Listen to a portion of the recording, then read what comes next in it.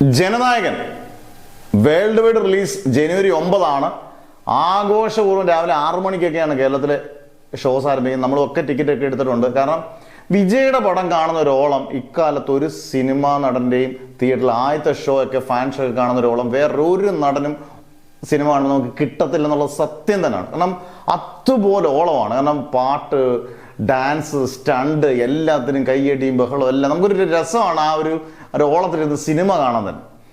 ആദ്യത്തെ ഷോ തന്നെ കാണാനായിരിക്കും മിക്കവാറുള്ള എല്ലാവരും. നമ്മളൊരു വിജയ് ഫാൻ തന്നെയാണ് കാണാൻ ആഗ്രഹിക്കുന്നത്. പക്ഷേ ഇത് വിജയുടെ ലാസ്റ്റ് സിനിമയാണോ ജനനായകൻ എന്ന് ചോദിച്ചാൽ എനിക്ക് തോന്നുന്നു അല്ല എന്നുള്ളതാണ്.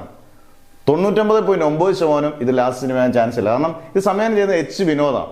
വിജയ്ക്ക് ഗംഭീര, എച്ച് വിനോദ് മോശം സംവിധാനമല്ല, ഇതിനെക്കാട്ടി ഗംഭീരമായ എത്രയോ സംവിധാനം, ലോകത്തിലെ ഏറ്റവും ടോപ്പ് സംവിധാനം വെച്ച് ലാസ്റ്റോടെ സംവിധാനം ചെയ്യിക്കാം. വേണമെങ്കിൽ ഇപ്പം തമിഴിൽ തന്നെ അറ്റ്ലി ആയിക്കോട്ടെ, ലോകേഷ് കനകര ആയിക്കോട്ടെ, ഇവരൊക്കെ വെച്ച് വേണമെങ്കിൽ ഗംഭീര പടങ്ങൾ തീർക്കാൻ വിജയ്ക്ക് യാതൊരു പ്രശ്നങ്ങളില്ല. കാരണം അത്രയും ഇന്ത്യയിൽ തന്നെ ഏറ്റവും താരമൂല്യമുള്ള ആരാധകരുള്ള ഒരേ ഒരു നടൻ വിജയ് മാത്രമാണ്.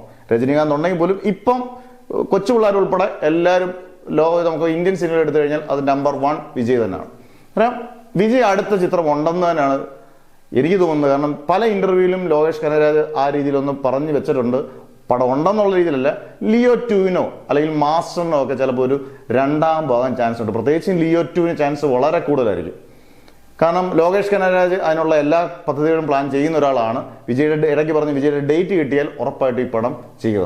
അന്നേരം നമുക്ക് ഉറപ്പിക്കാം ഇത് വിജയ് ഫാൻസിന് ഇത് ലാസ്റ്റ് പടമെന്ന് പറഞ്ഞ് തിയേറ്ററിൽ പോകേണ്ട ആവശ്യമില്ല. ഇനി ഉറപ്പായിട്ടും പടങ്ങൾ കാണും. ഏതായാലും ലോകേഷ് കനകരാജിന്റെ പടം കാണാനുള്ള ചാൻസ് 99% ഉറപ്പാണ്. വിജയ് ഫാൻസുകാരെല്ലാം ഇതിന് ഒന്ന് കമന്റ് ചെയ്യുക. സാധാരണ പ്രേക്ഷകരായാലും ഒന്ന് കമന്റ് ചെയ്തേക്കുക.